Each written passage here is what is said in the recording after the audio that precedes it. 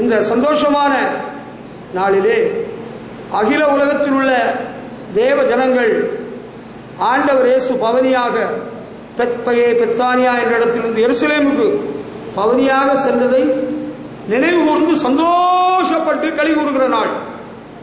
உலகம் அனைத்திலும் உள்ள சகல பரிசுத்தவான்களும் இந்த நாளை விசேஷித்துக் கொள்கிறார்கள்.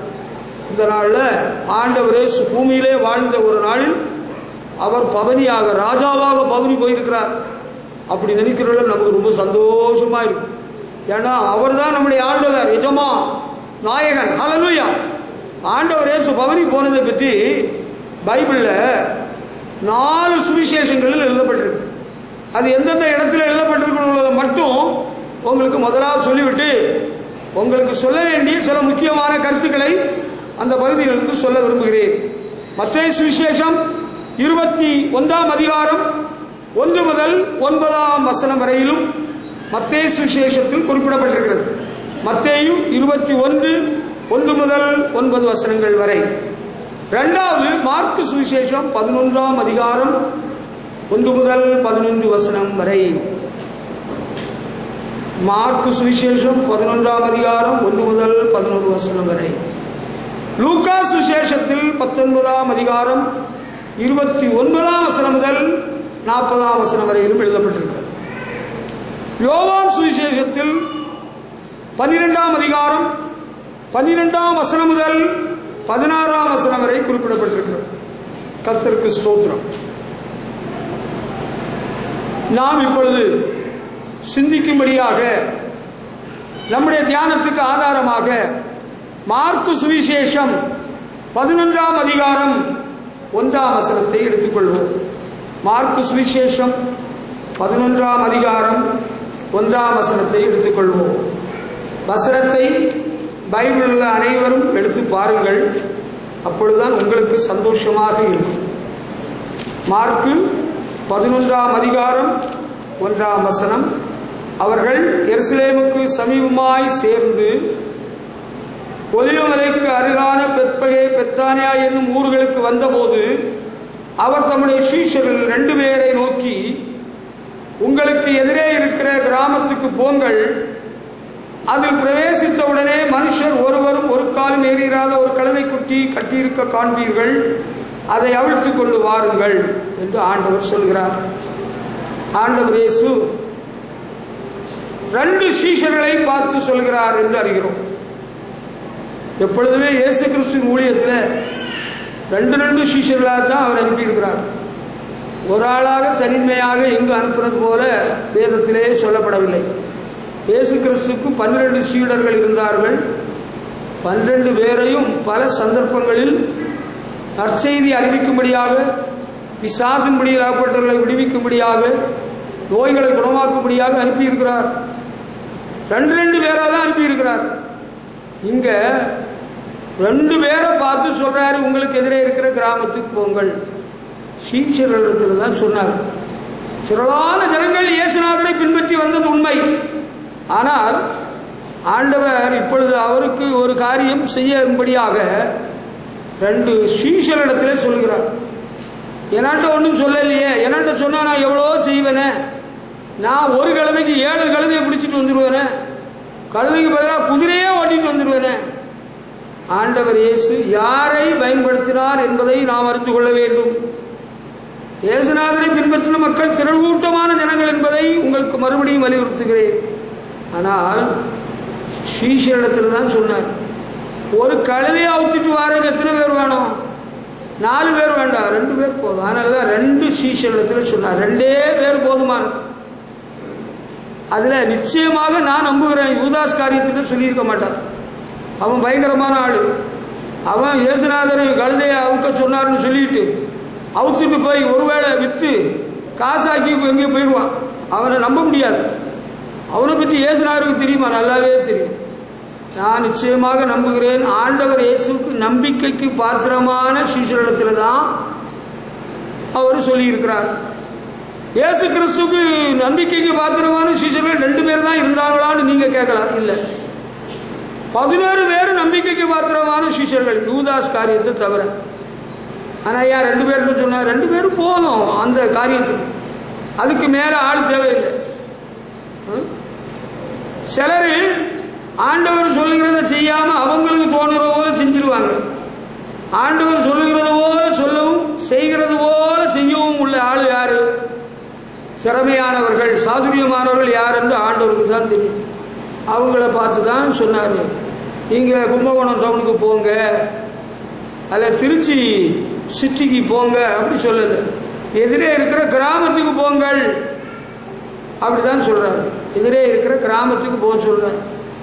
இந்த காலத்திலே அந்த காலத்தில் ஆண்டவர் எதிரே இருக்கிற கிராமத்துக்கு போக சொன்னார். இந்த காலத்தில் பரிசுத்தவான்கள் எல்லாரும் என்ன சொல்றாங்கன்னா, ஆண்டவர் பட்டணத்துக்கு தான் போக சொன்னார், சென்னை பட்டணத்துக்கு போக சொன்னார், கோயம்புத்தூருக்கு போக சொன்னார், கல்கத்தாவுக்கு போக சொன்னார், மும்பைக்கு போக சொன்னார் சொல்கிறார்கள். அவர்கள் சொல்லுகிறதை நான் மறுப்பு தெரிவிக்கவில்லை. ஆண்டவர் பட்டணத்துக்கு போக சொன்னா பட்டணத்துக்கு போகலாம், கிராமத்துக்கு போக சொன்னா போகலாம். ஆனா நம்பிக்கைக்கு பாத்திரமானவங்கள்ட்ட தான் சொல்லுவார். இவங்கள்ட்ட சொன்னா போவாங்க, செய்வாங்க, எல்லாத்தையும் சொல்ல மாட்டாங்க. கேட்டீங்களா? ஆண்டவருக்கு இப்ப 2 பேர் போதும். மீதி உள்ளவங்களுக்கு என்ன வேலை? மீதி உள்ளவங்களுக்கு என்ன வேலையா? அது கொஞ்ச நேரத்தில் மீதி உள்ளவங்களுக்கு வேலை கொடுக்கப்படும். சீஷர்கள் தான் இந்த வேலையை செய்யணும். ஆண்டவருக்கு பணிவிடை செய்வது, ஆண்டவருக்கு காரியத்தை முன்னின்று செய்கிறது ஒரு சீஷனுடைய பொறுப்பு. அவர் குருவானவர், குரு இல்லையா, எஜமான். சீஷன் தான் அந்த எஜமானுக்கு பணிவிடை செய்ய வேண்டியது. ஆண்டவர் இயேசுவுக்கு இப்பொழுது செயல்பட வேண்டியவர்கள் 2 சீஷர்கள், 2 பேர் போங்கன்னு சொல்றார். 2 பேரும் திறமையானவர்களாக தான் நிச்சயமா இருந்திருக்க முடியும். ஆண்டவர் பேச்சை கேட்டு அப்படியே செயல்படக்கூடியவங்க. ஆண்டவர் ஒன்று சொல்வாரு, அவங்க வேற ஒன்று செய்வாங்க. அப்படிப்பட்டவங்க ஆண்டவர் இயேசு உபயோகிக்கவே இல்லை. இப்போ அப்படிப்பட்டவங்க உபயோகிக்கவே மாட்டாருங்க. உண்மையை சொல்றேன். ஏன்னா நானே இவன்கிட்ட இந்த வேலையை சொன்னா இவன் கரெக்டா செய்வான்னு உள்ளவங்கள்ட்ட தான் நான் சொல்ல முடியும். அந்த ஆவடியில் சில்ட்ரன் ஹோமில் இருந்த வேளையில நான் 2 பசங்களை கூப்பிட்டு சொன்னேன், டேய் இங்க வாங்க, அந்த கேட் வாட்ச்மேன்கிட்ட போய் 2 கோணி வாங்கிட்டு வாருங்கன்னு சொன்னேன். கோணின்னா சாக்குக்கு ஆவடி பகுதியில் கோணின்னு சொல்லுவாங்க. இந்த பயிலுக்கு என்ன பண்ணிட்டான்னா, அந்த வாட்ச்மேன் கேட்டில் போய், அண்ணே கேட்டை திறந்து விடுங்க, நம்ம அண்ணன் சொன்னாரு கோழி பிடிச்சிட்டு வரக்கு சொன்னாரு. கோழி பிடிச்சிட்டு வர சொன்னார். நான் சொன்ன 2 கோழி வாங்கிட்டு வான்னு. இவங்க கோழி பிடிக்கிறதுக்கு பக்கத்தில் ஒரு கிராமம் இருக்கு, கோயில் பதாகைன்னு ஒரு கிராமம் இருக்கு. அந்த வாட்ச்மேன்கிட்ட போய் எங்கள்கிட்ட கோழி பிடிச்சிட்டு வர சொன்னார், கோயில் பதாகைக்கு போறோம் சொன்னது 2 கோழி வாங்கிட்டு வா செக்யூரிட்டி வாட்ச்மேன். அவருக்கு குழப்பமாகி போச்சு. அவர் கேட்ட திறக்கல என்னட்ட வந்து, அண்ணே நீங்க இவங்கள்ட்ட என்ன சொன்னீங்க, இந்த பசங்க இப்படி சொல்றாங்க, கோழி பிடிக்க போறான்னு கேட்டு குழப்பமாகி போச்சு. சில ஆளுகளுக்கு சரியா கேட்காது, ஏட்டி போட்டியா செய்வாங்க. அப்படிப்பட்டவங்கள்ட்டெல்லாம் ஆண்டவர் எந்த பொறுப்பையும் கொடுக்க மாட்டாரு, எதையும் செய்ய சொல்ல மாட்டார். ஆண்டவர் செய்கிற போலதான் நாங்களும் செயல்பட முடியும். இவர்கிட்ட இதை செய்யணும், அவன் வேற ஒன்று செஞ்சுட்டான்னா. தகப்பனும் மகனும் ரோட்டு வழியா போயிட்டு இருந்தாங்களா, லாரி வந்துதான், லாரி மகனுக்கு மேலே மோதி அவனை கொண்டு போட பார்த்துதான். தகப்பன் சொன்னாராம், இடது பக்கமாக குதின்னு சொன்னாராம். மகன் வலது பக்கமாக குதிச்சிருக்கிறான், அதனால உயிர் தப்பி இருக்கிறான். அப்போ அந்த பக்கமா போன ஒரு மனுஷன் கேட்டானோ, யோ பாவி, உன் மகனை கொண்டு போட பார்த்தியே, நீ இடது பக்கமா குதின்னு சொன்ன, அவன் வலது பக்கமா குதிச்சதுனால தானே தப்பு நான் பார்த்தியா அப்படின்னு. அப்பதான் அந்த தகப்பன் சொன்னாரா, அங்க பாருப்பா, உனக்கு தெரியாது, என் மகனை பற்றி எனக்கு தான் தெரியும். அவனோட இடது பக்கம் குதின்னு சொன்னாதான் வலது பக்கம் குதிப்பான் அப்படி சொன்னாரா. உண்மை சம்பவம், பொய் கிடையாது, கட்டுக்கதை கிடையாது. நம்ம கதை எப்படி? என்கிட்ட ஒரு பொறுப்பும் பாஸ்டர் சொல்றாரு இல்லையே, ஒரு வேலையும் செய்ய சொல்றாரு இல்லையே. நான் ஒரு வேலை செய்ய சொல்றேன், நீ உன்னால செய்ய முடியுமா? நீ செஞ்சுக்கிட மாட்டேன். 1 கிலோ 2 கிலோ பச்சை அரிசி தாரேன், அதை நீ மில்ல கொண்டு போக கூடாது, உரல்ல போட்டு உலக்கே வச்சு இடிச்சு இடியாப்ப மாவாக நீ ஆக்கி கொண்டுறணும். உங்க பக்கத்து வீட்டுக்காரங்கள்ட்ட, அந்த அக்காட்ட, இந்த ஆத்தாட்ட எல்லாம் கொடுக்க கூடாது, நீயே ஆக்கி கொண்டுறணும். முடியுமா? இல்ல நான் ஒரு கோடாரி தாரேன், அந்த கோடாரி எடுத்துட்டு போய் அங்க ஒரு இடம் இருக்கு, அந்த இடத்துல ஒரு மரம் நிற்கும், அதை வெட்டிட்டு வரணும். அது சரியா? அது முடியாது. அப்புறம் என்னதான் உங்களால முடியுமா? ஏட்டிக்கு போட்டு செய்ய முடியுமா? பாருங்க, ஆண்டவருக்கு அவருடைய சீஷருடைய நிலை அவர் நன்கு அறிவார். பிள்ளைகளின் நிலையை பெற்றோர்கள் நன்கு அறிவார்கள், மாணவருடைய நிலைமையை ஆசிரியர் நன்கு அறிவார். சார் என்கிட்ட மட்டும் போர்டில் எழுதி போடணும் ஒரு நாளும் சொன்னதில்லை, ஒரு நாள் என்கிட்ட செமினார் நடத்த சொன்னதில்லை. சாருக்கு நல்லா தெரியும் உனக்கு இங்கிலீஷ் வராதுன்னு தெரியும். சாரு அவர்கிட்ட மட்டும் என்ன வரைபடம் இந்தியா மேப்பு வரைபடம் போட சொல்றாரு, என்கிட்ட ஒரு நாள் வரைபடம் சொல்லலை. உனக்கு மேப்பே வரைய தெரியாதுன்னு சாருக்கு தெரியும். அதனாலதான் அவர் அந்த பொறுப்பை தரல. நீ வருத்தப்பட்டு பிரயோஜனம் இல்லை. தாமரப்பூ வரையிற்கு சார் என்கிட்ட சான்ஸ் கொடுக்கவே இல்லை. அவரே வரைஞ்சு போடுறாரு, அவரே ஓட்டு போட சொல்றாரு. என்ன செய்ய போறீங்க? தாமரப்பூவா? உங்களுக்கு தாமரப்பூ வேணும்னு சொன்னா கடையில் எங்கே கிடச்சுன்னா, உங்களுக்கு ரொம்ப பூ வைக்கணும்னு ஆசையா இருக்குன்னா தலையில வச்சுட்டு போங்க. இந்த ஒரு நாள் இந்த ஒரு விஷயத்துக்கும் இடம் தரலாம். பிச்சிப்பூ மல்லிகைப்பூ எல்லாம் நான் வைக்க சொல்லலை யாரையும். இயேசு கிறிஸ்துவின் சிரசிலே முக்கிரிடம் சூட்டப்பட்டபடியினால் கிறிஸ்துவின் அன்பை ருசித்தவர்கள் இந்த பூகு எல்லாம் வைக்க மாட்டாங்க. நானாக யாரையும் பயமுறுத்துற ஆள் இல்லை, அதுதான் உண்மை. அது இருக்கட்டும். இப்ப என்கிட்ட ஒரு பொறுப்பு தரலையேன்னா you are not capable to carry on that job. அதுக்குள்ள தகுதி இல்லை, அது நீ சரியா செய்ய மாட்டேன்னு உள்ள எண்ணம் தான். அரை குறையா செய்யக்கூடியவங்கள்ட்ட ஆண்டவர் எதுவுமே சொல்ல மாட்டார். இவங்கள்ட்ட சொன்னா இந்த காரியம் வெற்றிகரமாக நடக்கும். சிலர்கிட்ட சொன்னா இன்னைக்கு சொன்னா 7 நாள் கழிச்சு நடக்கும். அப்படிப்பட்டவங்கள்ட்ட ஆண்டவர் சொல்ல மாட்டார். என்ன எங்கள்கிட்ட சொல்றீங்க? இல்லை, நாங்க உங்களுக்கு எப்படியாவது அரிசியை மாவாக்கணும், அவ்வளவுதானே. எப்படியாவது மாவாக்கணும் கிடையாது, நான் சொல்றது போல மாவாக்கணும். இந்த பச்சை மிளகாயையும் இந்த உப்பையும் இந்த புளியையும் நீங்க சட்னியாக அரைச்சு கொண்டு வரணும். நாங்க அது மிக்சியில போட்டுக்கணும். மிக்சியில அடிக்கிறது எனக்கும் தெரியும். உங்கள்கிட்ட மட்டும்தான் மிக்சி இருக்குன்னு நீங்க நினைச்சிட்டு நடக்கிறீங்க. எல்லாரும் வீட்டுல இருந்தா இப்ப மிக்சி இருக்கு. மிக்சியில அரைக்க கூடாது, அம்மியில பிடிச்சி அழகா அரைச்சு கொண்டு வரணும். அது யாருக்கு முடியும்? அது எங்களுக்கு பழக்கம் இல்லையே. அப்ப நீங்க இதாகி கூடாது. தோசை யாரு நல்லா சுடுவா? தோசை யாரு சுடுவா? நல்ல கல்லு போல தோசை. இங்க இருந்து அங்க எறியல தோசை. இது தோசை, உம்மா சுட்ட தோசை, பருப்பு மாவும் உளுந்து மாவும் அரைச்சி சுட்ட தோசையா? ஐயோ, தோசையா சுட்டீங்க? உங்களுக்கு தோசை சுட தெரியுமா? இட்லி வேக வைக்க தெரியுமா? இட்லி வெந்திருக்கு, ஆனா நடுவில் தான் வேகல.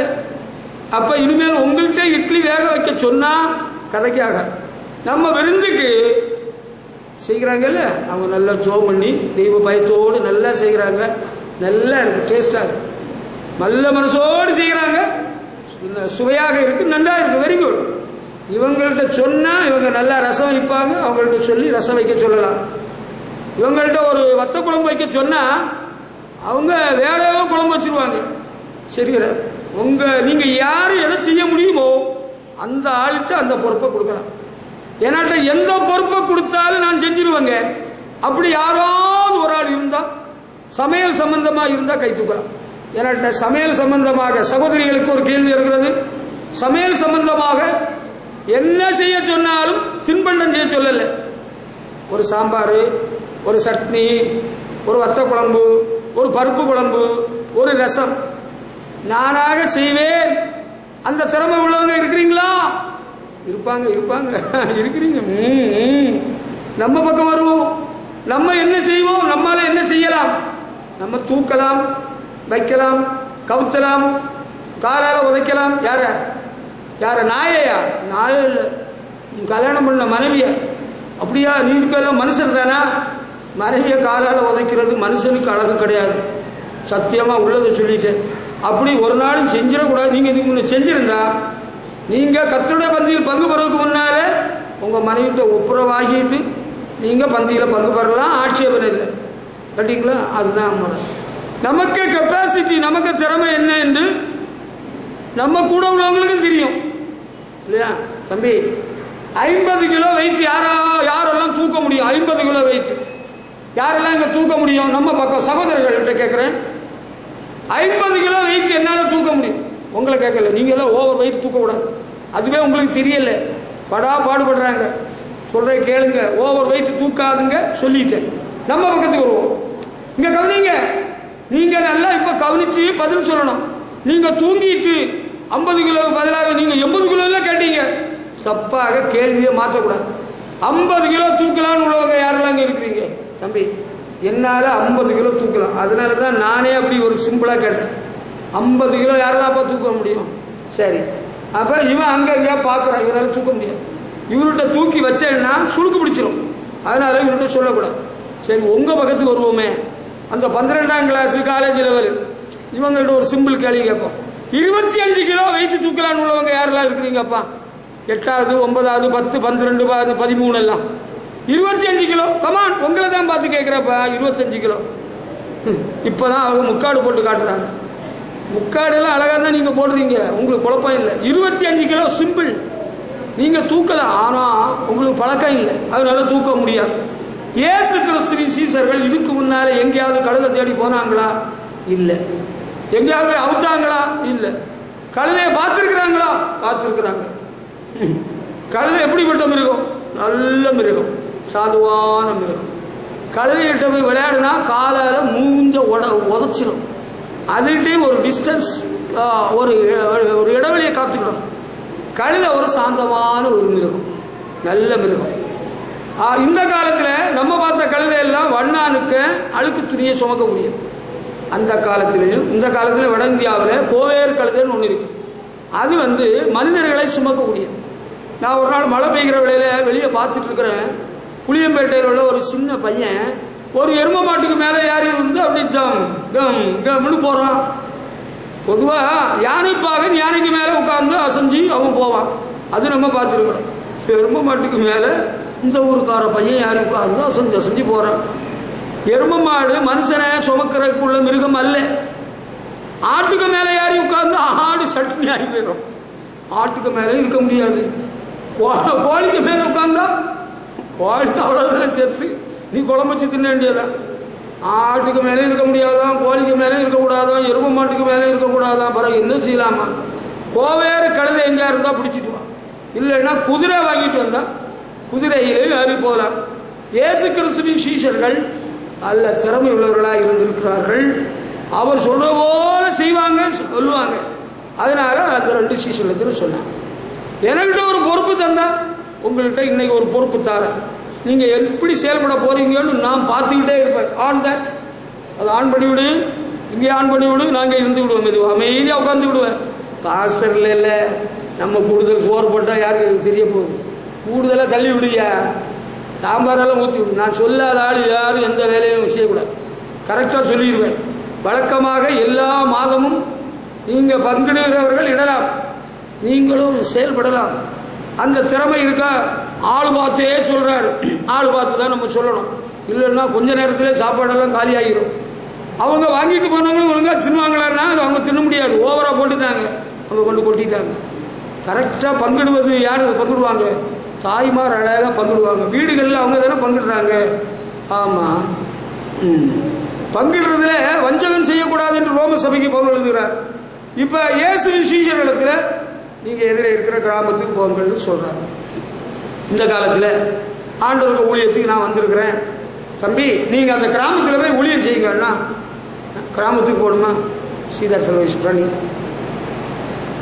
கிராமத்துக்கு போங்கன்னு சொன்னா முழின்னு முழிக்கிறாங்க. முழின்னு முழிக்கிறாங்க. எப்படி கிராமத்துக்கு போறது? நாங்க எவ்வளவு பெரிய டவுன் எல்லாம் இருக்கு, அங்க போய் ஆண்டவருக்கு ஊழியம் செய்தோம்னா எவ்வளவு நல்லா இருக்கும். கிராமத்துக்கு போகணுமா? வேற இடம் கிடைக்கல. கிராமத்துக்கு போக சொன்னா கிராமத்துக்கு போவோம். கழுதையாவுக்கு சொன்னா கழுதையா வைப்போம். கிராமத்தில் நரி கிடைக்குமா? நரி கிராமத்தில் நிறைய நரிகள் எல்லாம் நடமாடும். நரியை பிடிக்க சொல்லல, நரி பிடிச்சா நமக்கு ஆகாது, நாய பிடிச்சாலும் ஆகாது, அது ஒத்துறது. இப்ப ஆண்டவருக்கு அவசியமான ஒரு மிருகம் கழுதை.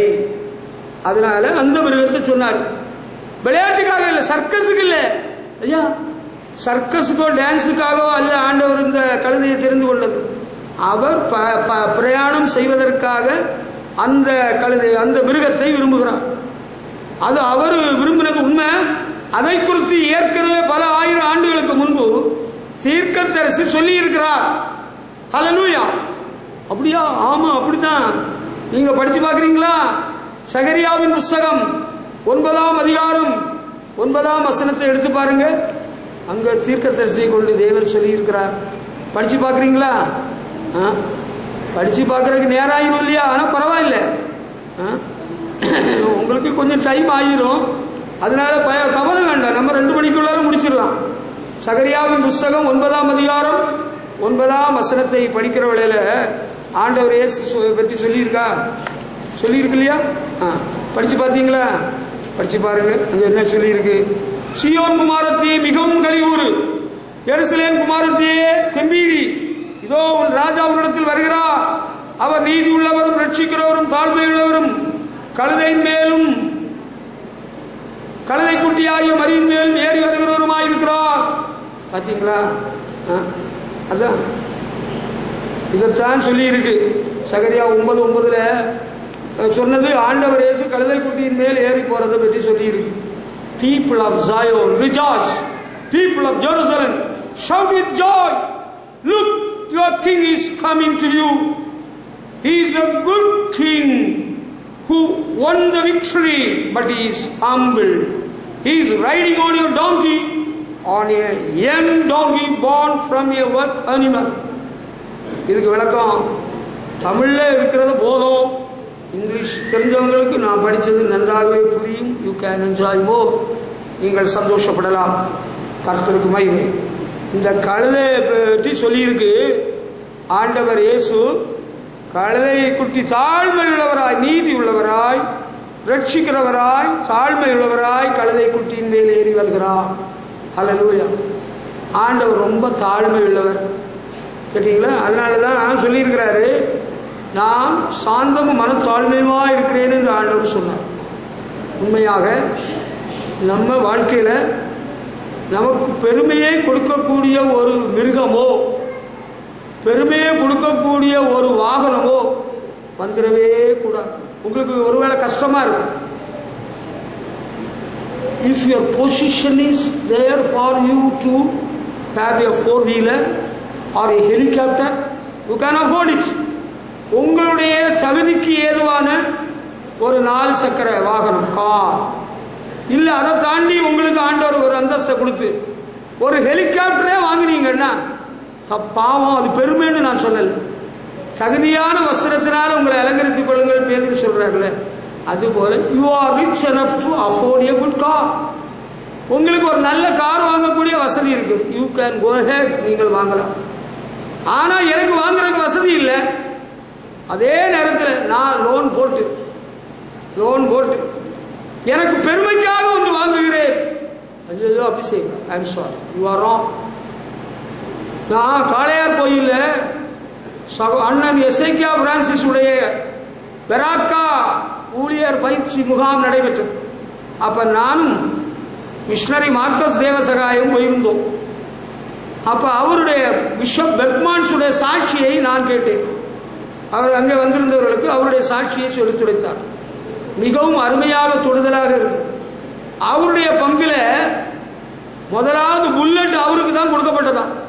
மீதி கூட இருந்த சாமியாருக்கெல்லாம் பயங்கர பொறாமாகி போச்சான், வருத்தம் ஆகி போச்சான். மேலும் கீழும் பார்க்கிறாங்களாம். இவர் சொல்றாரு, தேவ மனிதன் பிஷப் பெர்க்மான்ஸ் என்ன சொல்றாருன்னா, அந்த புல்லட்ல ஏறி இருந்த உடனே அவர் அறியாமல் அப்படி கழுத்து தோலெல்லாம் அப்படி அசைஞ்சிருமா, அப்படியே ஒரு தூக்கிடுமா. ஜோமணி ஆண்டவர் ஒரு நாள் சொன்னாரா, இந்த புல்லட் உனக்கு வேண்டாம், இதை கொண்டு பங்கு சந்தை இடத்துல ஒப்படைத்து விடு, நீ சைக்கிள்ல போனால் போதும் என்று சொன்னாராம். உங்களால ஒத்துக்கொள்ள முடியுமா? Can you agree with me? It's very difficult. புல்லட்ல போயிட்டு இருந்தவர்கிட்ட சைக்கிளை ஓட்டணும்னா முடியுமா? நீங்க சைக்கிள் ஓட்டுறவங்கள்ட்ட மோட்டார் சைக்கிள்ங்கன்னா alright, you will be happy. Bullet இந்த காலத்திலையும் எல்லார்ட்டையும் புல்லட் இல்லை, ஏதோ கொஞ்சம் புல்லட்டு தான் ஓடும். புல்லட்ல போனா அதுக்கு சுகமே வேறதான். அது விலை கூடுன வண்டி, நல்ல வண்டி. ஆக்சிடென்ட் ஆச்சுன்னா காலோ மண்டையோ உடஞ்சிடும். ஹெல்மெட் போடலைன்னா ஆள் சிலவு செத்து போகலாம். நல்ல வாகனம், ஆபத்தான வாகனம். ஆனா ஆண்டவர் சொன்னாரா அவன்கிட்ட, புல்லட்டை கொண்டு ஒப்படை, சைக்கிள்ல ஓடும். சைக்கிள்ல ஓட்டுற வேலையில தான் ஆண்டவர் அந்த பாடல் வரத்தை கொடுத்திருக்கிறார், பாடக்கூடிய கிருபையை கொடுத்திருக்கிறார். பேரோட ஊரோட சொல்ற, பார்த்துக்கிடுங்க. அங்க ஒருத்தர் இருந்தார், இங்க ஒருத்தர் போனாருன்னு நான் சொல்லல, ஆளோட பேரோட ஊரோட சொல்லிட்டேன். நமக்கு உள்ளத்துல ஆசை எல்லாம், நமக்கு இன்னும் மேலானவர்களை நாடுவோம். நான் திருப்பி சொல்றேன், உங்களுக்கு தகுதிக்கு நீங்கள் பெற்றுக்கொள்ளக்கூடிய எந்த வாகனத்தையும் வைத்துக் கொள்ளலாம். ஆனால் அது நிமித்தம் ஒரு பெருமை வந்துடக்கூடாது. அதுதான் நம்ம சொல்ல வந்த விஷயம். உங்களுக்கு புரிந்து விட்டது என்று நம்புகிறேன். புரிந்தவர்கள் மட்டும் கர்த்தருக்கு மகிமை செலுத்துவோம். ஹல்லேலூயா. இதெல்லாம் நூதனமான உபதேசமா இருக்கு. பரலோகத்தின் மகிமை விட்டு இறங்கி வந்த தேவகுமாரன் அவர் சார்ந்த குணமுள்ளவராக இருக்கிறார். அதை அறிவிப்பதற்கு சார்ந்த குணமுள்ள கழுதையின் மேல் ஏறி வருகிறார் என்று சகரியா தீர்க்கதரிசியை கொண்டு கர்த்தர் சொல்லுகிறார். ஹல்லேலூயா. உங்களுக்கு புரிகிறது. நீங்கள் ஆவிக்குரியவர்களாக இருந்தால்தான் இந்த வேத பகுதி உங்களுக்கு பிரயோஜனமாக இருக்கும். ஹல்லேலூயா. அதுதான் உண்மை. ஆனா இன்னைக்கு ஆண்டவர் இயேசுவை பின்பற்றுகிற பக்த சிரோமணிகள், பரிசுத்தவான்கள் நாளுக்கு நாள் தங்களுடைய தகுதிக்கு மேலாக எங்கேயோ போயிடறாங்களே. தேவ மனிதர் இங்கே வந்திருந்தாரே கடந்த மாதத்துக்கு முந்தின மாதம், அவர்கிட்ட பேசிட்டுக்குள்ள நாங்கள் சொன்னோம், இந்த காலத்தில் பரிசுத்தவான்கள் கர்த்தருடைய ஊழியக்காரர்கள் 1 கோடி ரூபாயில் உள்ள காரில் எல்லாம் போறாங்களா, நீங்க என்ன சொல்றீங்கன்னு மெதுவாக கேட்டோம். அவர் உடனே என்ன சொல்றாரு, தேவ மனிதன் அவர் சொல்றாரு, 1 கோடி ரூபாய் கார்லயா போறாங்க எல்லாரும், 4 கோடி 5 கோடி 8 கோடி காரெல்லாம் பரிசுத்தவான்கள். பரிசுத்தவான்கள் புதிய எருசலேமில் ஆளுகையில் 1000 வருஷ அரசாட்சியில் பங்கு வரணும்னு ஆசைப்படுற பரிசுத்தவான்கள் எல்லாம் அவ்வளவு விலை கூடின கார்ல எல்லாம் போயிட்டு இருக்கிறாங்கன்னு அவர் சொல்லி சந்தோஷப்படல. அவர் அப்படி சொன்னார். பெருமையை கூட்டுவதற்காக நம்ம ஒரு வசதியை கூட்டுறதோ, நான் அன்றைக்கு சொல்றேன், ஒரு செருப்பு வாங்கினா கூட அது போட்டா நம்ம அறியாம ஒரு பெருமை வந்துடும்னா அப்படி ஒரு செருப்பு வேண்டாம். புரியுங்களா? பைபிள் காலேஜில் நான் படிக்கிற வேளையில என்னோடு கூட படித்த சகோதரர்கள் அவங்க வைபவங்களுக்கு எல்லாம் ஊர் மார்க்கெட்டில் போய் வாடகைக்கு கோட்டு சூட்டு போட்டு நிற்பாங்க. ஆந்திராவில் நர்சாப்பூர்னு ஒரு இடத்துல ஆந்திராவில் ஜெனரல் கன்வென்ஷன் நடந்தது. தமிழ் கொயர், தமிழ் பாடகர் குழு எங்க பைபிள் காலேஜிலிருந்து போகுது. ட்ரெயினில் நாங்கள் போறோம், சீனியர் ஸ்டூடெண்ட்ஸ் எல்லாரும் ஆளுக்கு ஒரு கோட்டு சூட்டு வாடகை எடுத்து வச்சிருக்கிறாங்க. எனக்கு வச்சிருந்துருக்கிறாங்க, எனக்கு தெரியாது. ட்ரெஸ் பண்றவங்க எல்லாரும் கோட்டு சூட்டு போட்டாச்சு.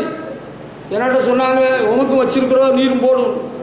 எனக்கு வேண்டாப்பா, எனக்கு கோட்டு சூட்டு வேணும்னா எங்க அப்பாட்ட சொன்னா வாங்கி கொடுத்துருவாங்க. My father can afford coat and suit. I don't like it, I don't need it. எனக்கு வேண்டாம், தேவையில்லை. அதனால எனக்கு கிடைச்ச பதவி உயர்வு என்ன தெரியுமா, அந்த கோட்டு சூட்டு போட்டவங்க எல்லாம் மேடையில் போய் விஐபி சீட்ல உட்கார்ந்தாங்க. அவங்க போய் தமிழ் பாடகர் குழுவில் பாடினாங்க. நான் 3 நாளா 4 நாளா வைக்க போறல உட்கார்ந்து எழுதுறேன். நீங்க ஏன் இப்படி பண்ணீங்க? ஊரோட ஒத்து போண்டாமா, சபையோட நம்ம ஒத்து போண்டாமா? சென்னை பட்டணத்தில் ஒரு சபை இருக்குது. அந்த சபைக்கெல்லாம் நீங்க போகணும்னா பட்டுப்புடவை கொடுத்துட்டு தான் போகணும். நீங்க சஃபாரி அல்லது கோட்டு சூட்டு இல்லாம போக முடியாது. அவர் நல்ல பரிசுத்தவான் தான். அவர் அழகா பேசுவார், பிரசவம் பண்ணுவார். அவர் பொதிகையில வருவாருன்னு நினைக்கிறோம். அவருக்கு அப்பா ஒரு பாஸ்டர் தான். அவருக்கு அப்பாவுக்கு வெளிநாட்டில இருந்து பெரிய பெரிய காரெல்லாம் வரும். வெள்ளக்காரர் நிறைய பேர் வருவாங்க, கோடிக்கணக்கில் பணம் எல்லாம் வரும். நல்ல பரிசுத்தவான். அவர் நல்லா பாடுவார். கீதம் கீதம் ஜெய ஜெய கீதம் கைவட்டி பாடிடுவோம், அழகா பாடுவார். எனக்கு அவர்கிட்ட பொறாமையில் எரிச்சலில் போட்டி இல்லை. அவரை நான் ரொம்ப நேசிக்கிறேன். ஆனால் செழுமையின் உபதேசம் நல்லா சொல்லுவார். செழுமையின் உபதேசம், தொட்டதெல்லாம் பொண்ணாகும், நீ உனக்கு மூக்க தொட்டா உனக்கு மூக்கே மூக்குத்தியா மாறிடும் சொல்லிடுவார். இது நமக்கு ஒத்துவராது. இந்த உபதேசம் துருபதேசம். இதை பாருங்க, ஆண்டவர் இயேசு தாழ்மை உள்ளவராக இருக்கிறதற்கு அடையாளமாக இப்ப நமக்கு வர வர வசதி கொடுனா உங்களுக்கு அந்த தகுதி இருந்தால், திருப்பி சொல்கிறேன், you can go head. Pastor, நாங்கள் ஒரு லாரி வாங்கணும்னு நினைக்கிறோம், எங்களுக்கு ஒரு தொழில் அமையும், ஜோம்பணும், ஆண்டவர் தருவாரா, தப்பு இல்லை. இங்க வரிசையா நிற்கிற 7 லாரி எங்களுக்கு தான். அப்படி பெருமைப்படக்கூடாது. 7 லாரியோ 17 லாரியோ பெருமைப்படுறதுக்கு ஒரு வாகனமும் வேண்டாம். பெருமைப்படுறது, நம்ம கண்ணாடி கடை எத்தனை இருந்தாலும் நல்ல விலை கூடின கண்ணாடி எந்த கடையில் கிடைக்கும்? அது இங்க ஒரு கண்ணாடி ஆஸ்பத்திரி இருக்கு, ஏறு நம்புக்கு வருது இல்லை, போ அந்த கடையில் போனாதான் சமீபத்தில் கேள்விப்பட்டேன், தாலி அறுத்து வந்த ஒருத்திக்கு கல்யாணம் நடந்ததான். என்னது, தாலி அறுத்து வந்த ஒருத்திக்கு கல்யாணம் நடந்தது. அது எப்படி நடக்கும்? அவ புருஷன் செத்து போயிட்டாரு, அதுக்கப்புறம் அவளுக்கு இன்னொரு கல்யாணம் நடந்தது. அந்த கல்யாணம் பண்ணி சில மாதம் அவ வாழ்ந்தா. அந்த நல்லூர் மனுஷன் அவரு இறந்து போயிட்டார். அவ போட்டிருந்த கண்ணாடி பிரேமு 4000 5000. உனக்கு தகுதி என்னம்மா? 5000 7000 போட்டுக்க, எனக்கு ஆட்சேபனை இல்லை. நீ கண்ணாடியை போட்டிருக்கிறத பார்த்து நான் பொறாமப்பட போற ஆள் கிடையாது. No, never. அது வேற. உங்களுக்கு நல்ல வசதியை கர்த்தர் தந்திருக்கிறார். நீங்கள் ஒரு ஃப்ரிட்ஜ் வாங்க வேண்டிய தேவை இருக்கிறது, நீங்க வாங்கினீங்க, நல்லது, வெல் அண்ட் குட். உங்களுக்கு இப்ப ஃப்ரிட்ஜுக்கு அவசியம் இல்லை, தேவையே இல்லை. அப்படியா? நீங்க மட்டும் வாங்கலாமா? சொல்ல கொஞ்சம் பொறுமையா கேளுங்க. உங்களுக்கு உண்மையிலே தேவையான வாங்குங்க, காசு இருக்கா வாங்குங்க. அதுக்காக லோன் போட்டு நீங்க கஷ்டப்பட்டு அவசரப்படாதீங்க. சரி, வெயில் காலம் வந்துட்டு உங்களுக்கு ஒரு ஏசி தேவை, நீங்க வாங்குறது தப்பு கிடையாது. உங்களுக்கு அந்த வசதி இருக்கிறது, அது ஒரு ஆடம்பரமா இல்லை. It's not a thing. ஒரு நாள் ஒரு என்ஜினியர்கிட்ட பேசிட்டு இருக்கிறவங்கள அவருக்கு பையன்கிட்ட கேட்டான், தம்பி பிரதர், நீங்க ஏசி வச்சிருக்கீங்களா? இல்லை. ஏன்? உங்க அப்பா எவ்வளவு பெரிய ஆளு, ஒரு ஏசி கூட வைக்கலையான்னு சும்மா கேட்டேன். எல்லா இடத்துக்கும் ஏசியை தூக்கிட்டு நடக்க முடியுமா? ஏசி இல்லாட்டா அப்புறம் நமக்கு சமாளிக்க முடியாம ஆயிரும் இல்லையா? அதனால வேண்டாம். Is a rich man. AC வைக்கிற தப்பு கிடையாது. கர்த்தருக்குள் நித்திரை அடைந்த பரிசுத்தவான் ஜெபராஜ், நெல்லை ஜெபராஜ் ஒரு இடத்துல குடியிருந்த வேளையில அக்கம் பக்கத்தில் உள்ளவங்க எல்லாம் போய் சொன்னாங்களா, பாஸ்டர் உங்க வீட்டில் ஆண்டனா இல்லையா, டிவி இல்லையா அப்படின்னு கேட்டாப்ல. இல்லையா தம்பி, எனக்கு டிவி இல்லையா. அவரு ஆண்டவருடைய நற்செய்தியை பறைசாற்றி வருகிற ஒரு ஊழியக்காரர், அவருக்கு டிவியில அங்க நியூஸ் பார்த்துட்டு இருக்கு நேரம் இல்லை. அப்ப கூட்டாளிகள் சொல்லி கொடுத்தாங்களா, நீங்க டிவி இல்லாட்டாலும் பரவாயில்ல, மேல ஒரு ஆண்டனா வாங்கிக்கிட்டுங்க, இல்லைன்னா யாரும் உங்களை மதிக்க மாட்டாங்க. சொல்லி கொடுக்குற ஆலோசனை பார்த்தீங்களா? கெட்ட ஆலோசனைய கெட்ட மனிதரெல்லாம் சொல்லி கொடுக்குறாங்க. நமக்கு இந்த ஆலோசனை, கெட்ட ஆலோசனை வேண்டாம். நல்ல ஆலோசனை இருந்தால் சொல்லுங்க, நம்ம கேட்போம். உங்களுக்கு புரியுதுன்னு நினைக்கிறேன். புரிகிறதா? கிறிஸ்துமஸுக்கு எனக்கு வருடந்தோறும் எங்க அக்கா பணம் அனுப்புறாங்க. என் பிள்ளைகளுக்கு கூட இப்பதான் தெரியும்னு நான் நினைக்கிறேன். ஆனா அடியேன் ஒரு வருடமும் நான் துணி எடுத்து கொடுத்ததில்லை. ஏன்? அவங்களுக்கு போதிய ட்ரெஸ் ஆண்டவர் கொடுக்கிறார். ஒருவேளை என்கிட்ட வந்து கேட்கிறாங்கன்னு வச்சுக்கிடுங்க, கிறிஸ்துமஸுக்கு ட்ரெஸ் இல்லையா? நான் சிம்பிள் ஆன்சர் கொடுத்துருவேன், நீங்க ஜோம் பண்ணி பெற்றுக்கொள்ளுங்கள். அப்போ உங்க அக்கா அனுப்புற படத்தை நீங்க என்ன செய்வீங்க? நீங்க நல்ல ட்ரெஸ் எடுத்து கொடுவீங்களா? நான் ஆண்டவருக்காக செலவு பண்ணிடுவேன். எனக்காக செலவு பண்ண மாட்டேன். அந்த படத்தை பாதுகாப்பா வச்சு நம்ம ஆண்டவருக்கு இப்ப என்ன செலவு பண்ணணும், ஆஹா செலவு பண்ணி. ஹல்லேலூயா. அப்படியா? ஆமா அப்படிதான். அப்படியே தான் நம்ம தாழ்மையா வாழ்றதுக்கு என்னெல்லாம் வழி இருக்கோ அதை தேடுவோம். நான் இப்படி ஒரு புதிய ஃபேஷன்ல இப்ப ட்ரெஸ் தச்சிருக்கிறேன். அது போட்ட உடனே என்ன அறியாமலே பெருமை இருக்கு. நான் அன்றைக்கு சொன்னதை இன்னைக்கும் சொல்றேன். சில பிள்ளைங்களுக்கு ஒரு மாதிரி கழுத்தை தூக்குது, இப்படி இப்படி எல்லாம் பண்ணுது ரோட்டில் போற வேளையில. அது ஒரு பயங்கரமான வியாதி என்பதை மறந்து விடாது.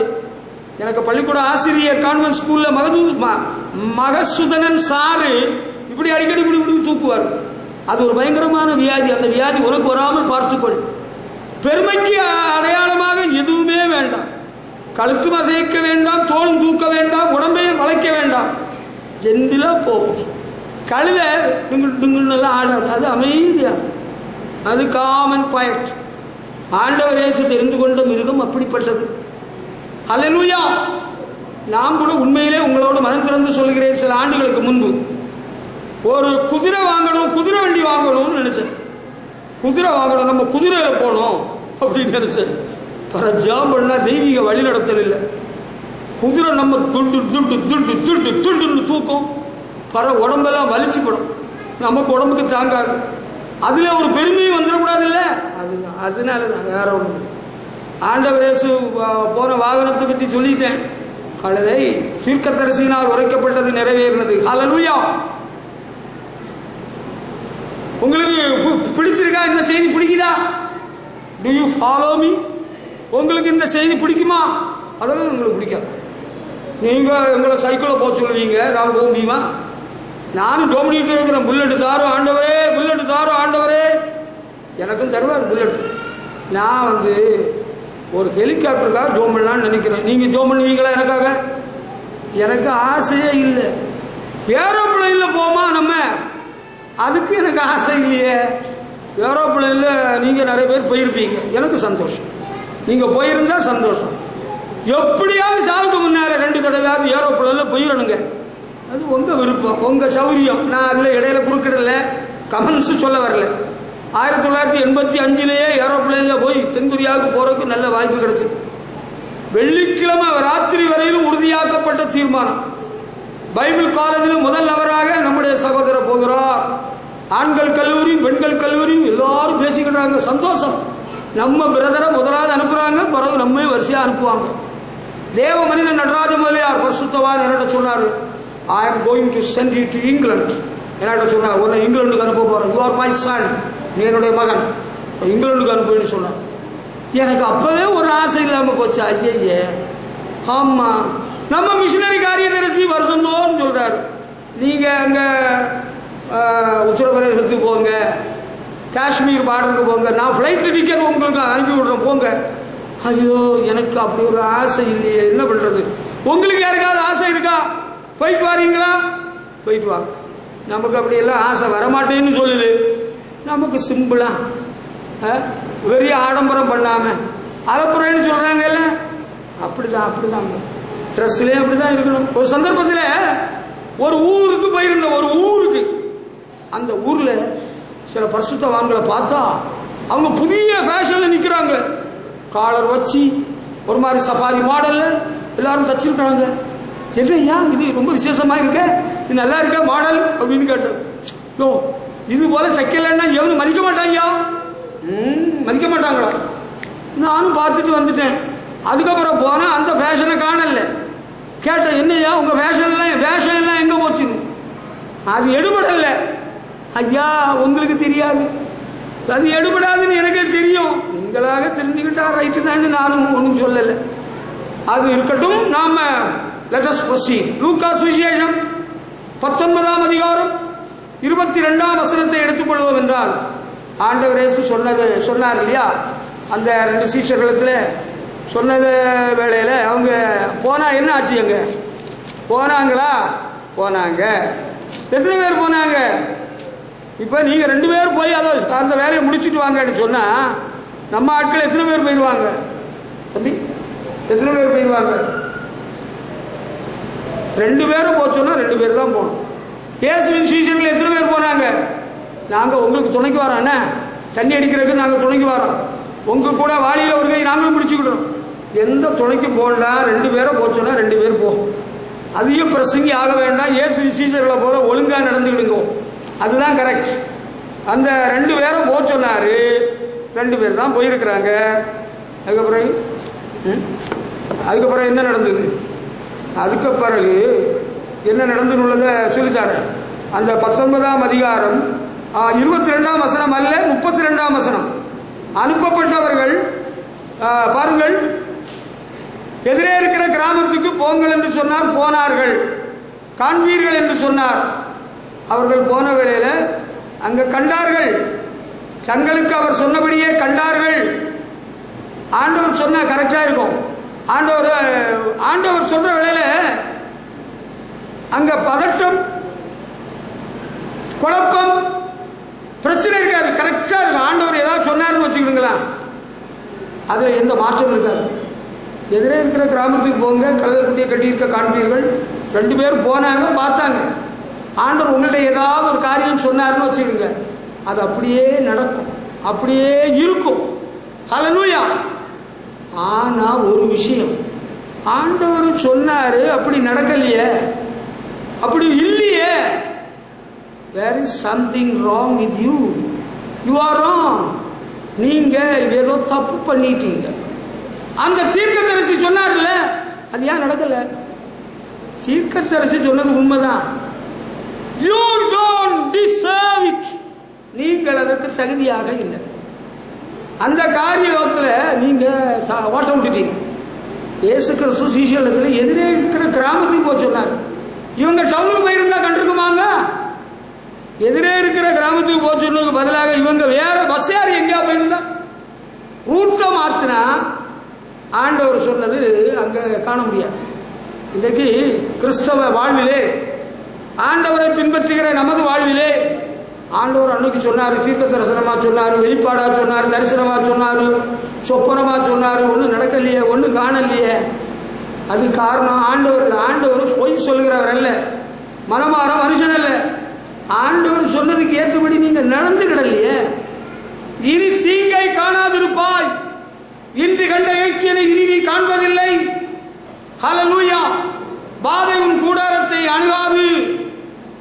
இப்படி இருக்குது. ஆனா எங்களுக்கோ இப்படி நடக்குது. You went wrong somewhere. எங்கேயோ நீங்க ஓட்ட விட்டுட்டீங்க. நீ கீழாகாமல் மேலாவாய், வாழாகாமல் தலையாவாய் ஆண்டவர் அன்னைக்கு சொன்னார். நான் தேஞ்சுக்கிட்டே போறேன், நான் கீழே தான் போயிட்டு இருக்கிறேன், மேலே போகல. அது என்னது? சொன்னது தப்பா அல்லது நடந்தது தப்பா? சொன்னது சரிதான், ஆண்டவர் சொன்னது சரியே தான். உங்களுக்கு தப்பா நடந்தது காரணம் நீங்க தலைகீழா நடந்தீங்க, நீங்க தலைகீழா செயல்பட்டீங்க, நீங்க சரியா செயல்படல.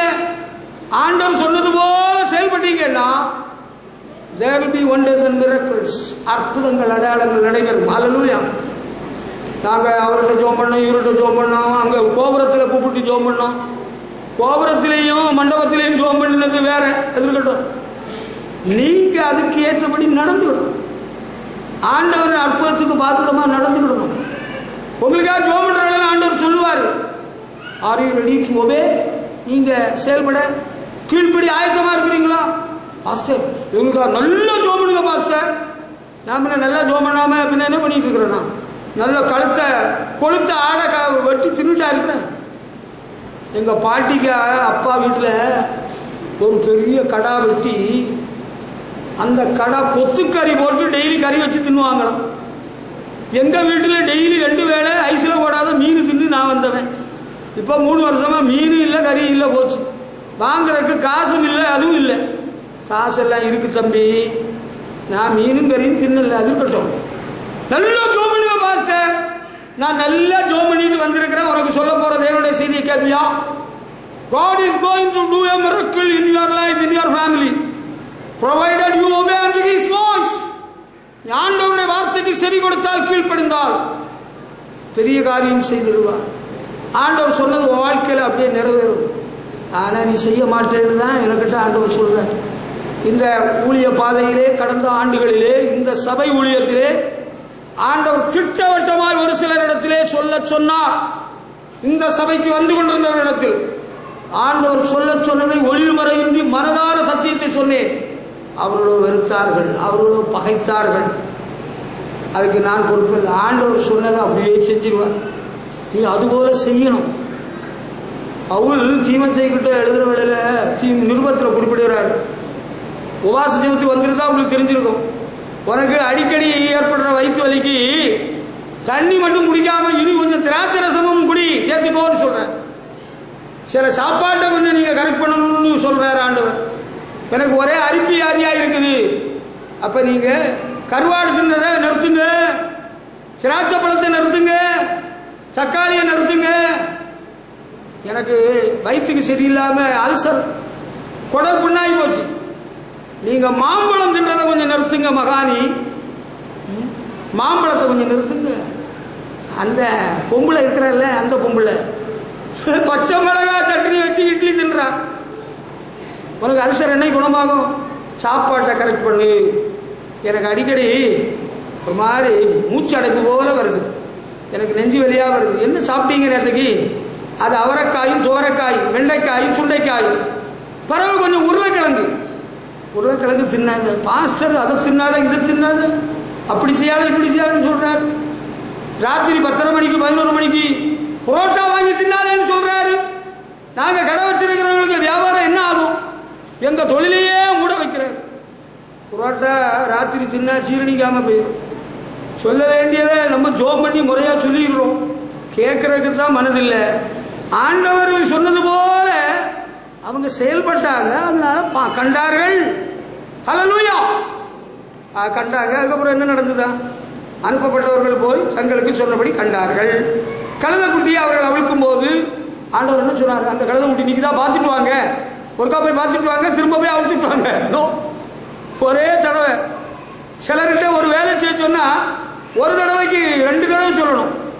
என்னுடைய அன்பு தம்பி கூட்டாளி இப்ப சைக்கிள் எடுத்துட்டு போயிட்டான், உங்களுக்கு தெரியும். அவன்கிட்ட ஒரு தடவைக்கு 2 தடவை சொல்லணும். அவன் திடீர்னு சொல்லுவான், எங்க அப்பா கடையில ரொம்ப நெருக்கடியா இருப்பாங்க, நான் எங்க அம்மாவே கூட்டிட்டு வந்துடுறேன், அம்மாவே இப்ப கூட்டிட்டு வந்துடுறேன். ராத்திரி 9:30 மணிக்கு சொல்லுவான். இங்க அம்மாவை எங்க கூட்டிட்டு வந்தா? இப்ப கூட்டிட்டு வர போயிருக்கிறான் சைக்கிள்ல. கேட்டா என்ன சொல்லுவான் தெரியுமா?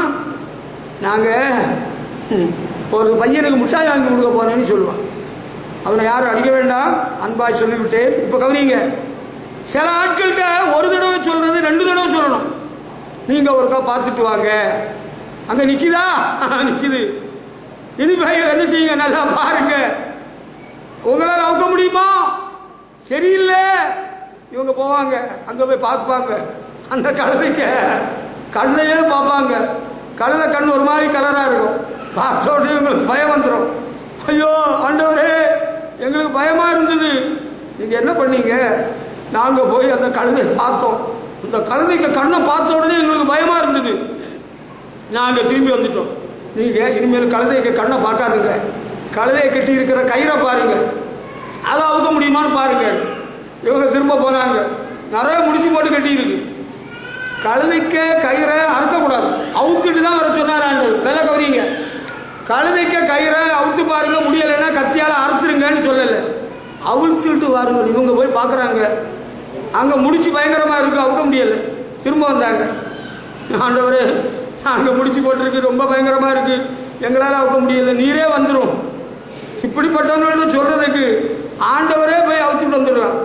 ஆனா இயேசுவின் சீஷர்கள் நல்ல திறமை உள்ளவர்கள். ஹல்லேலூயா. சில வேளையில நம்ம ஆண்டவருக்கு ஊழியம் செய்ய போறோம், ஒரு வீட்டுக்கு போறோம், அவங்க வீட்டில் உள்ள தலைவர் பெரிய மீசை வச்சிருப்பாரு. அவர் பார்க்குற பார்வை பார்த்தோன்னு உங்களுக்கே கை கால் ஆடிருமா? பயப்படக்கூடாது. உலகத்தில் இருக்கிறவன், உங்களோடு இருக்கிறவர் பெரியவர், உங்களை அனுப்புறது ஆண்டவர். நான் ஒரு நாள் ஒரு வீட்டுக்கு ஜோம் பண்ண போயிருந்தேன். அந்த வீட்டில் உள்ள அம்மா ஒரு டீச்சர், ரிட்டையர்ட் டீச்சர், அவங்க வெளியூர்காரங்க. அவங்க மகன் ஒரு கட்சி தலைவர். அவங்க புருஷன் இருக்கிறாரு, அவர் ஒரு ஹெட் கான்ஸ்டபிள், அவ்வளோ பணக்காரர், பெரிய மீசை வச்சிருக்கிறாரு, இங்கிலீஷ்ல அழகா பேசுறாரு.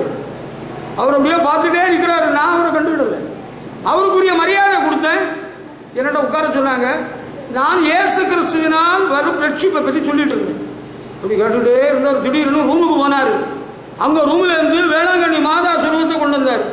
நான் வருஷத்துக்கு ஒருக்கா வேளாங்கண்ணிக்கு போறேன், இதைத்தான் வச்சு வணங்கிட்டு இருக்கிறேன் அப்படின்னு சொன்னார். அதை நான் குற்றப்படுத்தலை. இயேசு கிறிஸ்து பாவங்களிலிருந்து விடுதலை தருகிறார், சாபங்களை மாற்றுகிறார், ரட்சிக்கிறார் சொன்னேன். ஜெபம் பண்ணுவோமா சொன்னேன். ஜெபம் பண்ணேன். 2-3 வாரம் கழிச்சு போனேன். அவரே வாங்கன்னு கூப்பிட்டாரு, சேர் எடுத்து போட்டாரு. அவருக்கு மனைவியும் மருமகளும் நின்று பயந்துட்டு நிற்கிறாங்க, இன்னும் பிரச்சனை பண்ண போறாரோ.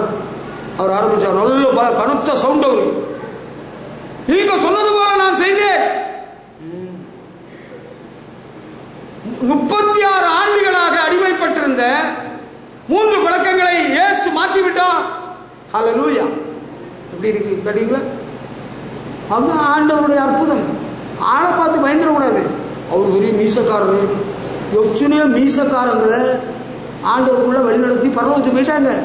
இன்னொரு நாள் போயிருக்கிறோம். அவர் சொல்றாரு, பேயாவது பிசாசாது ஒன்றும் கிடையாது, பேய் பிசாசுகள் கிடையாது. நாங்க எத்தனை செத்த பிரதங்கள் எல்லாம் காவல் காத்திருக்கிறோம், பேய் கிடையாது. நான் உங்களிடத்தில் வாதம் பண்ணதில்லை, உங்களுக்காக ஜெபம் பண்ணி செல்கிறேன்.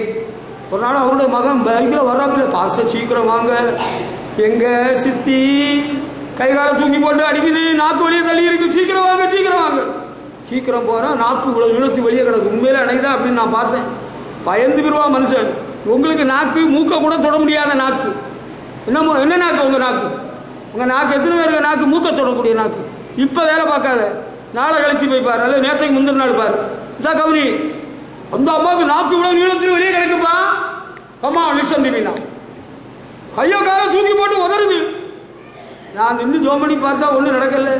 ஒரு சேர் கொடுத்தாங்க, தலைமாட்டில் பைபிள் வச்சு ஜோம் பண்ணிட்டு இருந்தேன். ஒரு 20 நிமிஷத்துக்கு மேலே ஜெபிக்கிறவள கண்ணை திறந்தாங்க. என்ன நடந்துன்னு கேட்டேன். பிசாசுகளின் கூட்டம் என்னை கொலை செய்ய துரத்தி வந்தது. திடீரென்று ஆண்டவருடைய தூதர்கள் வந்தார்கள், பிசாசுகளை துரத்தி விட்டார்கள். எனக்கு சாப்பாடு கொடுங்க, ஒன்றும் இல்லை. அப்போதான் அவர் அடங்கிட்டார். பேய் இருக்கு, பிசாசு இருக்கு. ரட்சிக்கப்பட்டார், ஞானஸ்நானம் பெற்றார், கிறிஸ்துவை ஆண்டவராக ஏற்றுக்கொண்டு அவருடைய சபையிலே சேர்ந்தார். தேவனுடைய ராஜ்யத்தில் இளைப்பாறுதல் பெய்திருக்கிறார். ஹல்லேலூயா. இந்த கோழையாக இருக்கக்கூடாது. பயமா இருக்குது. எனக்கு ஒரு ஆடை அவுக்க சொல்றேன். எத்தனை பேர் அவுப்பீங்க? ஒரு பூனையை கட்டிட்டு உன்னிட்ட அவுக்க சொல்றேன். உனக்கு அவுக்க முடியுமா? ஒரு பூனையை கட்டி போட்ட பூனையை, ஒரு நாயை, சாதாரண ஒரு நாய்க்குட்டியை கட்டி போடுறேன், அவுக்க முடியுமா? அதெல்லாம் எங்களுக்கு பயமா இருக்கு. ஒரு பூனை குட்டியை அவுக்குறதுக்கு ஒரு பயம். ஒரு கரப்பாம்பூச்சி ஐயோ ஒரு பயமா இருக்கு. வந்துருங்க, கரப்பாம்பூச்சி வந்துட்டு. அப்படியா? கரப்பாம்பூச்சி வந்துட்டு நீங்க ஆண்டவருக்கா என்ன சாதிக்க போறீங்க? You are a coward. நீ ஒரு கோழை. You are unfit for God's work. நீ ஆண்டவரோட வேலைக்கு தகுதியே கிடையாது. You must be bold. Hallelujah. அதனால நம்ம பைபிள் ஸ்கூல் நடத்தி இருக்கிற வேலை வெளியூர்ல இருந்து சில பிள்ளைங்க படிக்க வந்திருந்தாங்க. அப்போ ஒரு சகோதரி, அவள் கிராமத்தில் வளர்ந்தவதான், நல்ல பக்தி உள்ள ஒழுக்கமான குடும்பத்தில் வளர்ந்தவள். ஒரு பாம்பு நேரம் சொன்னாங்க. அவ்வளவுதான், ஒரு குச்சி எடுத்து அவ பாட்டுக்கு அடிச்சு கொண்டு கொளுத்தி விட்டால. ஒரு குட்டி பாம்பு இருந்திருக்கு. என்ன செய்ய போறீங்க? ஐயோ பாம்பு, நாங்க போறோம். நான் வேதத்தில் எழுதியிருக்கிறபடியே ஒரு கழுதையை பிடிச்சிட்டு வரேன், கட்டி போடுறேன். எத்தனை பேர் நீங்க அவுக்க தயாரா இருக்கிறீங்க? கமான். ஜெபமணி, ஜெபமணிக்கு என்ன சொன்னேன்னே புரியாது. ஏன் தெரியுமா? அன்பானவர்களே, ஆண்டவருடைய சீஷர்கள் கோழைகள் அல்ல, பயந்தவர்கள் அல்ல, திறமசாலிகள். போனாங்க, பார்த்தாங்க, அவுக்குறாங்க. Come on, proceed. ஹல்லேலூயா. உங்கள்கிட்ட சொன்னா என்ன செய்வீங்க? நீங்க இப்படி பயந்து பயந்து பயந்து பயந்து இங்க பார்த்து அங்க பார்த்து அங்க பார்த்து இங்க பார்த்து போவீங்க. நரி வந்துருமோ, பாம்பு வந்துருமோ, புலி வந்துருமோ? தம்பி, what for this fellow is going out? இப்படி அப்படி இப்படி அப்படின்னு பயந்து பயந்து பார்த்துக்கிட்டு அங்க போய் கழுதைக்கு கண்ணா பார்க்கறது, பிறகு அவுக்காம பயந்து வர்றது. இந்த பயம் எல்லாம் உள்ளவன் ஆண்டவர் ராஜ்யத்துக்கே லாயக்கு இல்லை. ஒன்றை கொண்டு ஆண்டவர் ஒன்றும் பயன்படுத்த மாட்டார். நீ ஒன்னும் செய்ய யோகி லாய கிடையாது. கிரியோனின் சேனையில் இருந்த 300 பேர் வேணும். இப்ப பயமும் திகில் உள்ளவன் கீழையாட்டு வரையில ஓடி போகும். 22,000 பேர் போயிட்டான். 300 பேர் தான் தேர்னான். ஹல்லேலூயா. இயேசுவின் சீஷனா இருந்தால் தைரியமா இருக்கணும். ஹல்லேலூயா. நான் கேட்ட கேள்விக்கு எத்தனை பேர் பதில் சொன்னீங்க? கழுதையே ஒண்ணு கொண்டு வந்துடுறேன், இங்க கட்டி போட்டுறேன், கழுதை அவளுக்கும் போட்டி வைக்க போறேன். கழுதை அல்ல குதிரையை கொண்டு வரேன். உங்களுக்கு கழுதை பிடிக்காதா? குதிரையை கொண்டு வரேன், கட்டி போடுறேன். நீங்க அவுத்து அந்த கேட்ல இருந்து இந்த கொடிமரம் வரையிலும் கொண்டு வந்துடணும். யாரெல்லாம் செய்ய முடியும்? கமான். தூங்குகிற சகோதரர்களே, உங்கள்கிட்ட தான் கேட்கிறேன், யாரெல்லாம் அதை செய்ய முடியும்? சும்மா தேவனுடைய ராஜ்யம் சும்மா பேச்சில கிடையாது, பிராக்டிக்கலா நீங்க செஞ்சு காட்டணும். காலேஜில எல்லாம் படிக்கிறாங்கல்ல, அவங்களுக்கு ப்ராஜெக்ட் ஒர்க்குன்னு இருக்குது, லேப் இருக்குது. இந்த ஃபேனை அப்படியே கலச்சி வச்சிருவாங்க, அதை மாட்டணும், ஓட விடணும். அது ஓடுற வேலையில விளையாடெல்லாம் தெரிக்கணும், எல்லாம் கரெக்டா இருக்கணும். இந்த டிவி லைட் ஃப்ரேம் எல்லாம் கலத்திடுவாங்க, அதை மாட்டி எரிய விடணும். அதான் லேப். நீங்க சும்மா இப்படி பேசிட்டு கேட்டுக்கிட்டு ஓ சூப்பரா இருந்து எங்களுக்கு ஓசன்னா கீதா எல்லாம் நல்லா தான் இருந்தது. இயேசு சீஷர்களை போல செயல்பட எத்தனை பேர் தயார்? ஹல்லேலூயா. ரெடிதானா? தயாரா? அங்க ஒரு வீட்டுக்கு சுவிசேஷம் ஒரு கரைக்கிறதையே கொண்டு போறீங்க. நீங்க போற வேளையில அந்த வீட்டுக்குள்ளால ஒரு நாயை, ஒரு சட நாயை கட்டி போட்டுருக்கு, கேட்டும் அடைச்சிருக்கு. அது குறைக்கிற குறையில் சொன்ன உடனே உங்களுக்கு கை காலெல்லாம் உதறியாச்சு, வயிற்ற கலக்கியாச்சு, ஓட வேண்டியதா? தம்பி, அந்த நாயை கெட்டி தாண்டா போட்டிருக்கு, அந்த கேட்டும் அடைச்சுதான் போட்டிருக்கு. நீ ஏன் இவ்வளவு பயந்த? இயேசு கிறிஸ்துவின் சீசர்கள், அன்றிருந்த சீசர்கள் வேற, இன்று இருக்கிற சீசர்கள் அடியார்கள் வேற. நாங்க எல்லாம் பொம்பளைங்க, நாங்க எல்லாம் எப்படிங்க இருக்க முடியும்? எப்படிங்க உங்களை நான் வம்புக்கு இழுக்கல. அன்பு சகோதரர்களே, உங்கள்கிட்ட கேட்கிறேன், தம்பி வாலிபனே, உன்கிட்ட கேட்கிறேன், தூங்கி கொண்டிருக்கிற வாலிபனே, உங்ககிட்ட கேட்கிறேன், ஆண்டவருக்காக ஏதாவது செய்ய விரும்புறியா? நான் எல்லாம் ஆண்டவருக்கு சீசன். ஆண்டவருக்கு சீசனா? நான் குறைச்ச நாய், கட்டி போட்ட நாயை பார்த்து நீ கைப்பிரதியை கொடுக்காம வந்துட்டல்ல, நாய்கள் ஜாக்கிரதை போர்டு போட்டிருக்கு, கேட் அடைச்சிருக்கு, எந்த நாயும் வரல. நீ வீட்டுக்குள்ளே உன்னோட போக சொல்லல, கைப்பிரதி கேட்ல இருந்து கொடுக்கறதுக்கு பயந்துட்டோம். நாய்கள் ஜாக்கிரதை படம் பார்த்தோம் பாருங்க, பயந்துட்டோம். ஒன்ன கொண்டு ஆண்டவர் ஒன்றும் செய்ய மாட்டார், ஒன்னாட்ட ஆண்டவர் எதுவும் எதிர்பார்க்க மாட்டார். போ, யூ ஆர் அன்ஃபிட், நீ லாயப்பட மாட்ட, நீ ஜோரா சாப்பிடுவ தூங்குவ, உனக்கு காரியத்தில் கண்ணா இருப்ப, போ, நீ சுத்தப்பட்டு வராது போ. இயேசுவின் சீஷர்களை போல இந்த 2 சீஷர்களை போல இருக்கணும். ஹல்லேலூயா. இவங்க போய் அவுழ்க்கிறாங்க, அவுழ்க்கிற வேலையில அங்க கேட்கிறாங்க, நீங்க ஏன் அவுக்கிறீங்க? இவங்க கழுதையா? இல்ல. இயேசுநாதர் விலை கொடுத்து வாங்கி கட்டி விட்டு இருந்தாரா? இல்ல. யாரோ ஒருத்தருக்கு வீட்டுல அங்க கட்டிட்டு இருந்த கழுதை. ஆனா அது அவுக்கிற வேலையில கேட்பாங்க, நீங்க அதுக்கு இந்த பதில சொல்லுங்கன்னு ஆண்டவர் சொல்லிவிட்டார். இவங்க அவுக்கிற வேலையில அவங்க கேட்டாங்க. கேட்ட வேலையில என்ன சொன்னாங்க? இயேசுநாதர் சொன்னாரு, அதனாலதான் நாங்க அவுக்க வந்தோம், எங்களை விட்டுருங்க, எங்களுக்கு பயமா இருக்கு, எங்களை அடிச்சு போடாதுங்க. கோழைகளின் கூட்டம் ஒழிக. நீங்க கோழை கூட்டமா இருந்தா இந்தியா ஒண்ணுக்கு உதவாம போயிடும். இந்தியாவில் மத்திய அரசாங்கம் தலைகளா போயிடும், வீணா போயிடும். கோழையா இருக்கக்கூடாது. புரியுதா? எங்களுக்கு பயமா இருக்கு, எங்களை வீடு தேடி அடிக்க வந்துருவாங்களோ. எதுக்குடா ஓட்டு போட்டீங்க? உங்க பாஸ்டர் என்னடா சொல்லி கொடுத்தான்? நான் சொல்ல வேண்டியதை சொல்ல வேண்டிய நாள்ல முறைப்படி சொல்லுவேன். அது போல நீ செஞ்சா போதும். இப்ப வசனம் சொல்றவங்கள அதை சொல்ல முடியாது. கோழையாக இருந்து ஆண்டவருக்காக நீ ஒன்றும் செய்ய முடியாது. இப்ப அவங்க கேட்கிறாங்க, என்ன எடுக்க வந்த? டேய், மதமாத்த வந்தீங்களா? டேய், அல்லேலூயா. நாங்க அல்லேலூயா இல்லைங்க, நாங்க ஓசன்னா. ஓசன்னா லே தெரியும்டா, ஓசன்னா அல்லேலூயா எல்லாம் ஒண்ணுதான்டா. ஓசன்னா அல்லேலூயா ஆமென் எல்லாம் எங்களுக்கு தெரியும்டா, ஓடுங்கடா. இத பாருங்க, நாங்க ஆண்டவரின் அனுமதி பெற்று உத்தரவின் பேர்ல உங்களை பார்க்க வந்திருக்கிறோம், உங்களை கூட்டிட்டு போற வந்திருக்கிறோம். Hallelujah. Are you bold enough to say that? அவ்வளவு தைரியம் இருக்கா உங்களுக்கு? அப்படிப்பட்டவங்க தான் வேணுங்க, அப்படிப்பட்டவங்க தான் ஆண்டவர் பயன்படுத்துவார். உங்களை கூட்டிட்டு போறதுக்கு வந்திருக்கிறோம், உங்களை கூட்டிட்டு போறதுக்கு சொல்லி இருக்கிறாரு. ஹல்லேலூயா. கர்த்தருக்கு மகிமை செலுத்துவோம். அன்பான தேவ பிள்ளைகளே, பயந்து இனிமேல் வரும் நாட்கள்ல நீங்க ஆண்டவருக்காக ஒன்றும் பண்ண முடியாது. நிறுத்துங்க. பயந்து ஒன்றும் சாதிக்கான் பாடல உங்களை ஆண்டவர் பயன்படுத்த மாட்டார். நீ சின்ன பிள்ளையோ பெரியவனோ வாலிபனோ வயோதிபர்களோ தைரியமா அவுக்கிற வேலையில கேட்பான். அதனாலதான் சொல்லி கொடுத்தார். சொன்னது போல நீ சொன்னா போதும். நீ பெரிய பிரசங்கம், பெரிய பாட்டு, கலாகாலத்தை ஒன்று நடத்தா. நீங்கள் ஆண்டவருக்கு வேண்டும் ஐயா, நீங்கள் ஆண்டவருக்கு வேண்டும். உங்களை ஆண்டவர் கூட்டிட்டு வர சொல்லி இருக்கிறார். போதகர் வந்திருக்கிறார், உங்களை அழைக்கிறார். ஹல்லேலூயா. சொல்லுவீங்களா? ஆண்டவர் சொன்னா போதும். அப்பா கிரியை செய்கிறவர் தேவர். அந்த கலையை அவுத்துட்டு போறதுக்கு அவங்க அனுமதி கொடுத்தாச்சு. நீ அங்க பெரிய பாட்டு, அன்பானவர்களே, பிரியமானவர்களே, நாங்க சொல்றதை கேளுங்க. அந்த அண்ணன் மாபிரகாஷ், மிஸ்டர் மாபிரகாஷ் வந்திருக்கிறோம், அவர் சொல்லுகிறார். அவரை உட்கார சொல்லு. அவர் என்னத்த சொல்றாரு? அவர் தலைகளா சொல்லிட்டு இருக்கிறாரு. அவர் அந்தி கிறிஸ்துவுக்கு கை கொடுக்க சொல்றாரு. சிதம்பரத்திலையும் சொல்றாரா, சீர்காழியிலையும் சொல்றாரா, சென்னையிலையும் சொல்றாரா? மிஸ்டர் மாபிரகாஷ், let it be a warning to you in the name of the Lord. You are doing things against the Lord. மாபிரகாஷ்னு ஒரு மனுஷன் இருக்கான். ஆண்டவருக்கு விரோதமான காரியங்களில் ஈடுபட்டு இருக்கிறார். அவருக்கு நிறைய வெளிநாட்டு பணம், அவருக்கு அரசாங்கத்திலையும் பணம் உண்டு. இவனால கண்டெல்லாம் நம்ம பயப்பட்ட ஆள் கிடையாது. அதனாலதான் பேர சொல்லி கூப்பிடுறேன். போய் சேரும், அவங்களுக்கு போய் சேரும் நம்ம பண்ற பிரசங்கம். அது இருக்கட்டும், சொல்ற கேளுங்க, சொல்ற புரியுதா? தைரியமா துணிச்சலா நீங்க ஆண்டவருக்கு வேண்டும். ஹல்லேலூயா. கம் வித் மீ, என் கூட வாங்க, உங்களை கூட்டிட்டு போறதுக்கு வந்துருக்கிறேன். இது ஆண்டவருக்கு வேணும்னு சொல்லுங்க. அவங்க விட்டுட்டாங்க.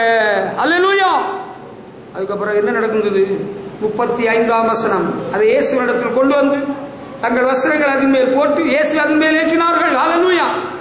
கூட்டி நீங்க போனதும் பார்த்ததும் கண்டதும் அவுத்ததும் சொன்னதும் எல்லாம் ரைட். அந்த அவுத்துட்டு, தம்பி நீ உனக்கு அப்பருக வீட்டுக்கு கொண்டு போயிடக்கூடாது, நீ உனக்கு புருஷனுக வீட்டுக்கு கொண்டு போயிடக்கூடாது. நல்லா கேட்டுக்க. புரியுதா உனக்கு? எனக்கு தமிழ் புரியுதா? Do you follow me? Tamil புரியலைன்னா உனக்கு இங்கிலீஷ்ல சொல்லி காண்பிக்கிறேன். உனக்கு அப்பன் வீட்டுக்கும் கொண்டு போயிடக்கூடாது, உன் புருஷன் வீட்டுக்கு கொண்டு போயிடக்கூடாது.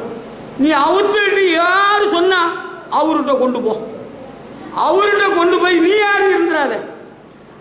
You devil, don't sit on the donkey. You allow the Lord Jesus to sit on the animal. You are doing wrong. You possessed, devil possessed people. You are doing wrong things against God. நீ தப்பு பண்ணிட்டு இருக்கிற. நீ என்ன பண்ணிட்டு இருக்கிற தெரியுமா? நீ போன, பார்த்த, அவுத்த, கொண்டு வந்த. எங்க கொண்டு வந்த?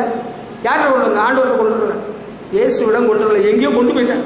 அவுத்து ரூட்டை மாற்றி கொண்டு போயிட்டேன். Spirit of God is warning you today. கர்த்தருடைய ஆவியானவர் உன்னை எச்சரிக்கிறான். You are taking the animal to your own place, to your own direction. உனக்கு திசையில உனக்கு விருப்பமான இடத்துக்கு கூட்டிட்டு போற. That is a place where you do wrong.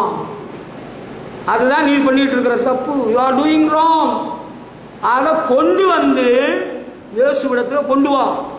அதுக்கப்புறம் என்ன செய்யணும்? வஸ்திரத்தை அதுக்கு மேல போட்டு இயேசுவை ஏற்றினார்கள். ஹல்லேலூயா. உனக்கு புரியுதா? எத்தனை பேருக்கு புரிஞ்சுது? புரிஞ்சவங்கள்ட்ட அல்லேலூயா சொல்லுங்க. நீங்க கூட்டிட்டு வந்தீங்க, எங்க வந்தீங்க? இங்க வந்தீங்க. யாரை ஏத்தணும்? நீ ஏறக்கூடாது. It is not for you. You may be a disciple. நீ பல ஆண்டு விசுவாசியா இருக்கலாம், உனக்கு சில சகாயம் கிடைக்கலாம், உனக்கு வீட்டில் உள்ள அழுக்கு துணியாவது தூக்கலாம், ஒருவேளை நீ கூட ஏறி போகலாம். அதெல்லாம் இருக்கட்டும். இந்த கழுதைய போய் பார்க்க சொன்னது, அவுக்க சொன்னது, கொண்டு வர சொன்னது யாரு? ஆண்டவர். யாருக்காக? அவருக்காக. நீ அவுத்து கொண்டு வந்து எங்க கொண்டு போற? உங்க வீட்டுக்கு கொண்டு போயிட்டியா? தப்பு. நீ அவுத்து கொண்டு வந்து நீ யாரு உட்கார்ந்துக்கிட்டியா? அதுவும் தப்பு, பெரிய தப்பு. It's a great blunder. நீ கொண்டு வந்து இயேசுநாதத்தை விட்டு துணியை விரிச்சு அவரை ஏற்றினார்கள். ஹல்லேலூயா. Allow the Lord to sit on the donkey. ஆண்டவர் இயேசு அந்த மிருகத்தின் மேல் உட்கார்ந்தார். ஹல்லேலூயா. அதுக்கப்புறம் என்ன நடக்கு? 36ஆம் வசனத்திலே தங்கள் வஸ்திரங்களை வழியிலே விரித்தார்கள். அவர்கள் தங்களுடைய வஸ்திரங்களை எல்லாம் விரிச்சிருக்கிறாங்களாமே. அது எதனால தெரியுமா? ஏன் அந்த ட்ரெஸ் எல்லாம் விரிச்சாங்களாமா? எதுக்கு? கழுதைக்கெல்லாம் நம்ம வஸ்திரம் எல்லாம் விரிக்க மாட்டோம் பொதுவாக. ஆனா இந்த கழுதை கொஞ்சம் விசேஷமான ஒரு கழுதை. இது இப்ப யார சுமக்குது? பண்ணானுக்கு அழுகு துணியே இல்ல. உலக ரட்சகர் இயேசுவை சுமக்கிற கழுதை. ஹல்லேலூயா. இந்த கழுதைக்கு மதிப்பு கூடிச்சு, மரியாதை கூடிச்சு. எதனால? இயேசு அந்த கழுதையின் மேல் ஏறுறதுனால. அதனால மனுஷர்கள் எல்லாரும் என்ன பண்ணிட்டாங்க?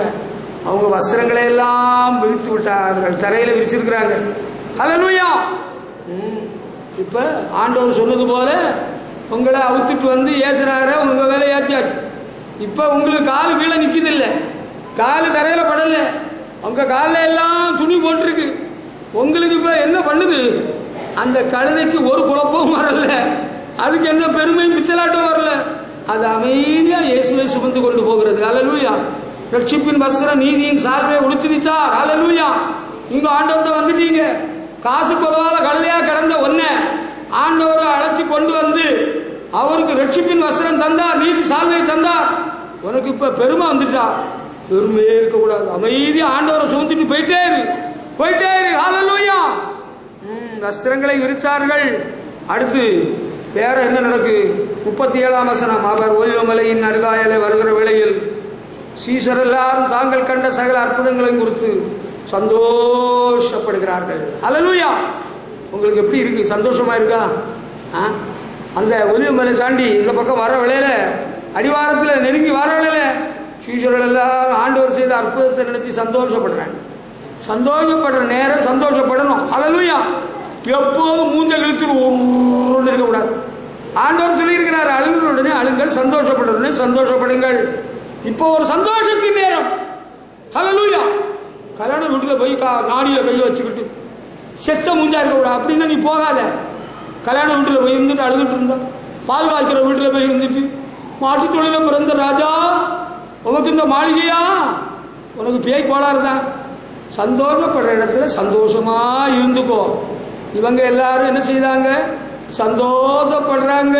The whole group of followers was happy. They were very excited and praised God. சந்தோஷப்பட்டு என்ன செஞ்சாங்க? ஹல்லேலூயா. சந்தோஷப்பட்டு ஆண்டவரை துதித்தார்கள். ஹல்லேலூயா. அப்படிதாங்க நம்ம ஆண்டவரை ஆராதிக்கணும். நம்ம எல்லாம் கழுதையா கடந்து கட்டுப்பட்ட கழுதையா இருந்த நம்ம கட்டவிழ்த்து அவர் கொண்டு வந்து நம்ம வஸ்திரம் எல்லாம் விரிச்சு அவரை சுமக்கக்கூடிய பாக்கியத்தை தந்தாரே. அவர் செய்த அற்புதம் எல்லாம் நினைச்சு உங்களுக்கு சந்தோஷம் வருதா? நான் பரிசு எழுதியிருக்கிறேன், எனக்கு நல்ல மார்க் கிடைக்கணும். பாஸ்டர் ஜோமனிடுங்க, எனக்கு வயிற்றுல ஒரு குழந்தை இருக்கு, ஆம்பளையா பிறக்கணும், ஜோமனிடுங்க. நான் எத்தனை பேருக்கு ஜோம் பண்ணேன், எல்லாம் சந்தோஷம் தான். ஆண்டவர் சொந்த ஜபத்தையும் கேட்டாரு, எல்லாம் அற்புதம் நடந்தது. நன்றி கட்ட ஜனம் ஆண்டவர்கிட்ட ஒரு நன்றி இல்லை. அவாவா பிள்ளைய பத்து ஆம்பளைய பத்துக்கிட்டு அவாவா எங்கேயோ போயிட்டாலும் சொல்றதை கேளு. அவங்க சந்தோஷப்பட்டு ஆண்டவரை துதித்தார்கள், நடனமாடினார்கள், கர்த்தரை மகிமைப்படுத்தினார்கள். அல்லேலூயா.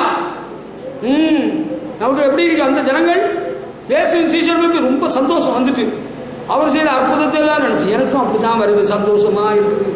சந்தோஷமா இருங்க, நீங்க சந்தோஷமா இருங்கோ, சந்தோஷமா இருங்கோ. அல்லேலூயா. ஏன் ராகத்தை எல்லாம் பார்த்துட்டு இருக்காத, பாட்டை கேளு, அர்த்தத்தை புரிஞ்சுக்க. ஆண்டவர் ஒண்ணு செய்யலையா? ஒண்ணு செய்யலையா? சந்தோஷம் பொங்குதே, சந்தோஷம் பொங்குதே, சந்தோஷம் என்னில் பொங்குதே.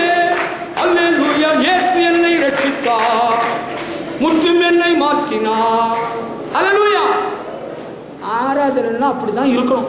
சந்தோஷமா குதூகலம் கொண்டாட்டமே இயேசுவின் சன்னிதானத்தில். அல்லேலூயா. சந்தோஷமா ஆண்டவர் ஆராதிக்கிற எத்தனை பேர் இங்க இருக்கீங்க? உனக்கு 1000 பிரச்சனைனா எனக்கு 10,000 பிரச்சனை இருக்கு. உனக்கு வீட்டில் 1 மணி நேரம் கரண்ட் இல்லைன்னா எனக்கு வீட்டில் 2 நாள் கரண்ட் இல்லையா? அதெல்லாம் தூக்கி தூர போடு போ, கர்த்தர் பார்த்துக் கொள்வார். வழி தப்பி நான் திரிந்தே, பாவ பழியதை சுமந்தலைந்தே, அவர் அன்பு கூறலே அழைத்தது என்னையே, அந்த இந்த நாளில் இந்த பாவம் நீங்கிட்டே. ஹல்லேலூயா. தாவீதுக்கு ஒரு சந்தோஷம் கர்த்தருடைய வெற்றிக்கு முன்பாக. ஹல்லேலூயா. உங்களுக்கு சிலருக்குத்தான் அந்த கிருபை இருக்கிறதை நான் பார்க்கிறேன், எல்லாருக்கும் இல்லையா. நீங்க ரசிக்கப்பட்டவங்க தான், ஆண்டவங்க பிள்ளைங்க தான், நீங்க சீசர்கள் தான். அந்த உண்மையான ஒரு சந்தோஷம் ஏன் வரல? ஒன்னு யாரும் பார்த்துருவாங்கன்னு நினைக்கிறீங்களோ? You young girls, nobody is going to see you. ஒன்னை யாரும் பார்க்க மாட்டாங்க. கூச்சமா இருக்கா, வெக்கமா இருக்கா, மூடிக்க. அந்த முக்காடு போடுறது முகத்துக்கு மேல, நீ இப்படியே மூடிக்க. கர்த்தருடைய பங்கு பெற வேலையில முக்காடை ஒழுங்கா போட்டுட்டு வா. எங்கே முட்டி மோதி விழுத்து கிடந்துறாரு, ஒழுங்கா போட்டுட்டு வா. ஒரு காலகட்டத்தில் கர்த்தருடைய பந்தியை கொண்டு கொடுக்கிற வேலையில சில உலக அழகிகள் இருந்தார்கள். அவ்வளவு மூஞ்சையே மூடிடுவாள், மூஞ்சே மூடிடுவாள். எந்த அழகையும் நான் பார்த்ததும் இல்லை, எவ்வளவு பார்க்க போனதும் இல்லை. எனக்கு அந்த வேலையும் இல்லை. கர்த்தருடைய பந்தியில அப்பத்தை கொடுக்கிற வேலையில அந்த தோத்திரத்தோட வாங்கி உபயோகிக்கணும். இப்ப சந்தோஷம் இருக்கா? என்ன தப்பா நினைப்பாங்க. பாஸ்டர் பணம் கொடுத்ததுனால தாண்டா அவனுக்கு சந்தோஷம். நான் என்கிட்ட பொண்ணு இல்லை, வெள்ளி இல்லை, பணமும் இல்லை, ஒண்ணு இல்லை, நீ தான் கொடுக்கணும் ஆண்டவருக்கு. ஆமா. இப்ப சந்தோஷம் என்னையா? சந்தோஷம் பரிசுத்தாவியினால் உண்டாகும் சந்தோஷம். ஆண்டவர் செய்த நன்மையை நினைச்சு எனக்கு சந்தோஷமா இருக்குது. இயேசு எனக்கு ஜீவன் தந்தாரு, இயேசு என்னை காப்பாத்துறாரு, நான் என்னைக்கோ செத்து போக வேண்டியவன் உயிர் வந்துச்சார். ஹல்லேலூயா. ஆண்டவரே மூச்சு போச்சு, அன்னைக்கு மூச்சு இழுத்த வேலையில நான் போயிட்டேன் பரலோகத்துக்கு நினைச்சேன். இயேசு எனக்கு ஜீவன் தந்தார். ஹல்லேலூயா. ஹல்லேலூயா. சந்தோஷம் எப்படி இருக்கு உங்களுக்கு? சந்தோஷம் இருக்கா? இருக்கு, இருக்கு. ஹல்லேலூயா. இயேசுவின் சீசர்கள் எல்லாரும் சந்தோஷப்பட்டாங்க, ஆண்டவரை புகழ்ந்தார்கள். அங்க ஒரு கூட்டம் இருக்கிறாங்க, அங்கேயும் ஒரு கூட்டம் இருக்கத்தான் செய்யுது. பரிசேய கூட்டம் உங்களுடைய சீசரை ஆகட்டும். இதெல்லாம் ஏன்டா கத்துறாங்க? இவனோட அமைதியா இருக்க சொல்லு, அமைதியா இருக்குடா. பரிசேய கூட்டத்தில் ஆண்டவர் பார்த்தாரு, இவனோட இப்பவே மூக்க அறுக்காட்டா இவனு சும்மா இருக்க மாட்டானுங்க. ஆண்டவர் சொன்னாரு, நீங்க சீசர்களே, ஜனங்களே சத்தம் போடாதுங்க, அவங்களுக்கு பிடிக்கலையா, அமைதியா இருங்க. சத்தம் போடுக்குதான் இந்த இடம், ஆர்ப்பரிக்கிறது தான் இந்த இடம். 6 நாள் அமைதியா உங்க ஊர்ல சுத்திட்டு போங்க. கடைக்கு போறால அமைதியா போங்க. 2 பேர் போன நிறுத்து. 7ஆம் நாள் கர்த்தருடைய நாள் ஆர்ப்பரியுங்கள். ஹல்லேலூயா. எரிகோ பதில் விழுந்து விடும். இது ஆர்ப்பரிக்கின்ற நாள், இது சந்தோஷத்தின் நாள், இது சந்தோஷத்தின் நேரம். பரிசேய கூட்டம் என்ன சொன்னாலும் சொல்லிட்டு போறான், அவங்க கிடக்குறான். நான் ஆண்டவர் சொன்னாரு, இவர்கள் கூப்பிடாவிட்டால் கல்லுகள் கூப்பிடும். ஹல்லேலூயா. ஆண்டவர் செம அடி அடிச்சு போட்டார். நம்ம என்ன செய்யலாம்? ஆண்டவர்கிட்ட வந்துட்டோமா, நம்ம கட்டப்பட்டிருந்த நம்ம அழுத்தி கொண்டு வந்துட்டாரா? கர்த்தருக்கு சோத்திரம். இப்ப தேவ ஜனங்கள் என்ன செய்வோம்? ஆண்டவர் இப்ப பவனி செல்கிறார், இயேசுராஜா முன்னே செல்கிறார். ஹல்லேலூயா. அவர் தான் முன்ன போறாரு, நம்ம எல்லாம் அவருக்கு பின்னால போயிட்டு இருக்கிறோம். பவுசா சத்தமுச்சி கட்டாம. அந்த காலத்துலதான் மணப்பெண்ணெல்லாம் வாய மூடி தரையை கிளை போட்டு இருப்பா. இந்த காலத்துல மணப்பெண்ணெல்லாம் குதிரை வண்டி கழுத வண்டியிலே அவ சிரிக்கிற பண்றா. காலம் மாறி போச்சா இல்லையா? நீயாவது கல்யாண நாள் ஒழுங்கா இருந்தா போதும், எனக்கு அது இருக்கட்டும். இப்ப ஆண்டவர் சமூகத்தில் சந்தோஷம், ஆனந்தம், பேரானந்தம். ஹல்லேலூயா. அப்படிதானா? அப்படியே தான். சாப்பிட்டுட்டு வந்து இவனுக்கு ஜீரணிக்காம போடுறானடா சத்தம். அந்த பேய் பிடிச்ச பயிலுகள்லாம் என்ன பாடுபடுத்தினானுங்க உங்களுக்கு தெரியுமா தெரியாதா? அந்த திசையில உள்ள பயிலுக ஆண்டவர் வெற்றி சிறந்தார். யூத ராஜசிங்கம் வெற்றி சிறந்தார். ஹல்லேலூயா. நல்லா பாடுங்க, நல்லா ஆடுங்க, ஆண்டவரை துதிங்க, சந்தோஷப்படுங்க தம்பி. ஹல்லேலூயா. இது சந்தோஷத்தின் நாள், இது சந்தோஷத்தின் நேரம், இது ஆர்ப்பரிக்கின்ற வேலை. ஹல்லேலூயா. ஆண்டவர் நம்மோடு இருக்கிறார். ஹல்லேலூயா. இயேசுராஜா முன்னே செல்கிறார். ஓசன்னா கீதம் பாடுவோம். ஹல்லேலூயா. ஆண்டவர் என்னதான் செஞ்சாரா? எனக்கு ரொம்ப செஞ்சிருக்கிறாரு. ஆண்டவர் இந்த சபையில வந்திருக்கிற உங்க எல்லாரை விட எனக்கு தான் ரொம்ப செஞ்சிருக்கிறாரு. ஹல்லேலூயா. அதனாலதான் நான் உயிர் இருக்கும் வரையில், உயிரோடு இருக்கும் அளவு அவரை துதிப்பேன், உள்ளளவு அவரை கீர்த்தனம் பண்ணுவேன். ஹல்லேலூயா.